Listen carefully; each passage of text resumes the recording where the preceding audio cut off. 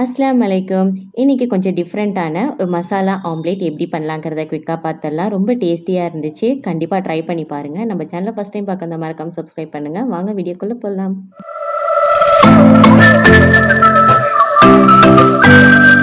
நான் 2 முட்டை எடுத்துக்கிட்டேன். நீங்க வந்து எத்தனை முட்டை வேணாலும் எடுத்துக்கோங்க. 2 முட்டைக்கு தகுந்தா மாதிரி உப்பு, அது கூடவே வந்து நெறையா வந்து மிளகுத்தூளு, அதுக்கப்புறம் வந்து மிளகாத்தூளும் நம்ம சேர்க்க போறோம். ஸோ, அதனால வந்து மிளகுத்தூளு காரத்துக்கு தகுந்த மாரி எடுத்துக்கோங்க. பெருங்காயத்தூளு, மிளகுத்தூளு, மஞ்சத்தூளு, மிளகாத்தூளு, அது கூடவே வந்து கறி மசாலா இல்லைன்னா கரம் மசாலா எடுத்துக்கோங்க. நான் சின்ன சைஸில் வந்து நான் மேகி சிக்கன் ஸ்டாக் க்யூப் எடுத்திருக்கேன். இது ஆப்ஷன் தான். இது இல்லைனாலும் பரவாயில்ல. இப்போ வந்து நல்லா முட்டையை வந்து நல்லா மசாலாவோட நல்லா வந்து அடித்து நுரை வந்து வர அளவுக்கு நல்லா வந்து அடித்து வச்சுக்கோங்க. இது கூடவே வந்து 2 கைப்பிடி அளவுக்கு வெங்காயம் சேர்த்துக்கிறேன். வெங்காயம் நல்லா வந்து கையில் கசக்கி விட்டு சேருங்க. அப்போ தான் வந்து நல்லாயிருக்கும்.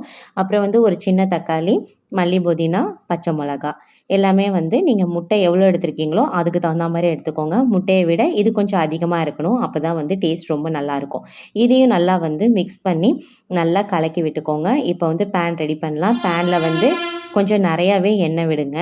அப்போ தான் வந்து நல்லாயிருக்கும். இப்போ எண்ணெய் வந்து நல்லா சூடானதுக்கப்புறம் அடுப்பை வந்து சிம்மில் வச்சுட்டு நீங்கள் அப்படியே வந்து ஏனத்தை சாய்ச்சிடாம இந்த மாதிரி ஸ்பூனால் அள்ளி ஊற்றி ஸ்ப்ரெட் பண்ணி விடுங்க. அப்போ தான் வந்து உங்களுக்கு ஈவனாக எல்லா இடத்துலையுமே வந்து வெங்காயம், தக்காளி, பச்சை மிளகா உங்களுக்கு கரெக்டாக இருக்கும்.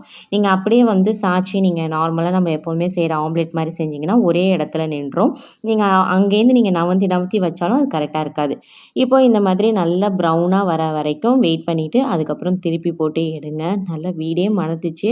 அதை விட அல்டிமேட் டேஸ்ட்டில் இருந்துச்சு. இனிமேல் கண்டிப்பாக இந்த மாதிரி தான் மசாலா ஆம்லேட் செய்யணுங்கிறது வீட்டிலலாம் சொல்லிட்டாங்க. அந்த அளவுக்கு டேஸ்ட்டாக இருந்துச்சு.